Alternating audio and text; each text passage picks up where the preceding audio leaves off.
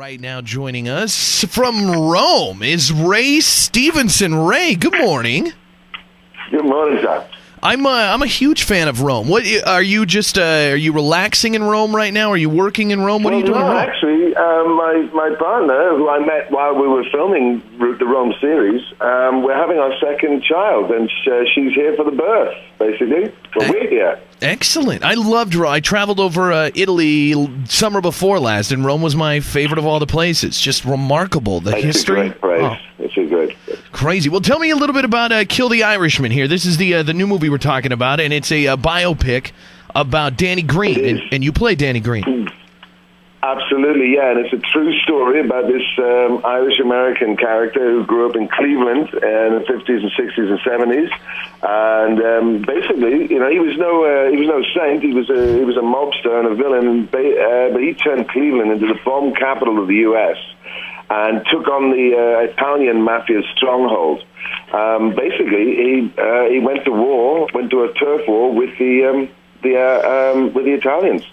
And it's an amazing story about this man's single journey. We don't try and glorify him or redeem him, but it's basically one man's story. It's a story about a man who basically finds his own skin and couched in this tremendous mobster tale. So it's a great slice of Americana. The cars never get bigger, the lapels never get bigger, the mustaches never get bigger.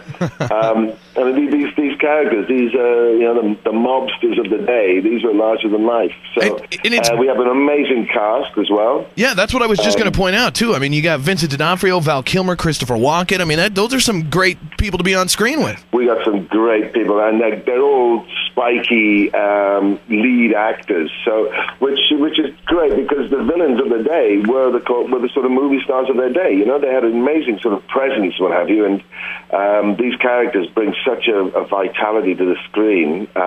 It's a great movie. I'm very proud of it, and it's a great slice of Americana. Yeah, I can't wait to see it myself. Somebody on our text line here just texted in and said, "Please ask Mr. Stevenson if they're going to make another Punisher movie."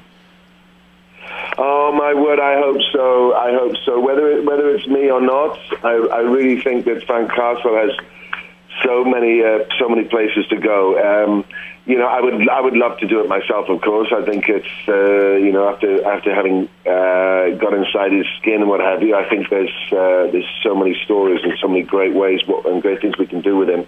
It's up to Marvel, obviously. Marvel are now Marvel Disney. It's a tough sell being an R-rated story, but if it comes off, if I get a chance to do it, I'd go there with bells on. Excellent. And other things with bells on, you got a lot of stuff coming up. You got the Three Musketeers movie and Thor, both on the horizon, and those both are going to be huge as well. Yeah. Thor, basically, I get to don a fat suit and red wig and red hair and a six-bladed axe. Playing a character called Volstagg, who's one of the Warriors Three, the sort of stalwart right-hand side of Thor. And this is an amazing, big, huge roller coaster, and a great telling.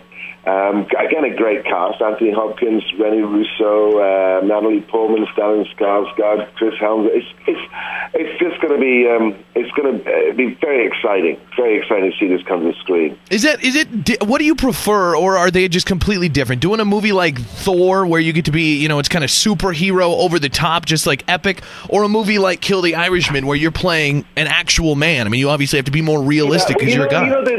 Yeah, I mean, they all have their own disciplines. They have their own sort of peculiarities. It's like being an actor anyway. And 1 minute you may be doing Chekhov or Shakespeare, and the next minute you may be doing a completely new drama down at the Royal Court or something.